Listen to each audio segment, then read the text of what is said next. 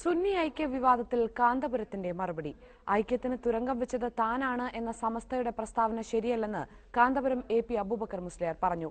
സമസ്തയോട് ചോദിച്ച് രാഷ്ട്രീയ തീരുമാനമെടുക്കുന്ന പാർട്ടിയാണ് മുസ്ലിം ലീഗ് എന്ന് തോന്നുന്നില്ലെന്നും അദ്ദേഹം കോഴിക്കോട്ട് മനോരമ ന്യൂസിനോട് പറഞ്ഞു.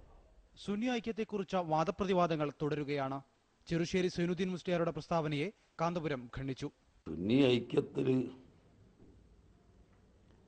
എന്താണ് ഇത്ര വേദന അവർക്കെന്ന് അറിയില്ല. ഈ വേദന കൊണ്ട് അതില്ലാതാക്കാനുള്ള ഒരു തന്ത്രമാണ് ഇന്നത്തെ റിപ്പോർട്ട് എന്നാണ് ഞാൻ മനസ്സിലാക്കുന്നത്.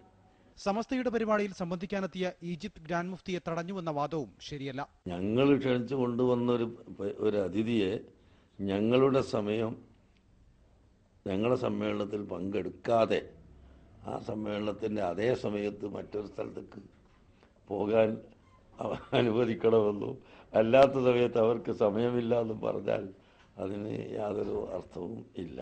സമസ്തയുടെ സമ്മതത്തോടെ മാത്രമേ മർക്കസ് പരിപാടികളിൽ സംബന്ധിക്കാറുള്ളൂവെന്ന PK കുഞ്ഞാലിക്കുട്ടിയുടെ പ്രസ്താവനയോടും അബൂബക്കർ മുസ്ലിയാർ പ്രതികരിച്ചു.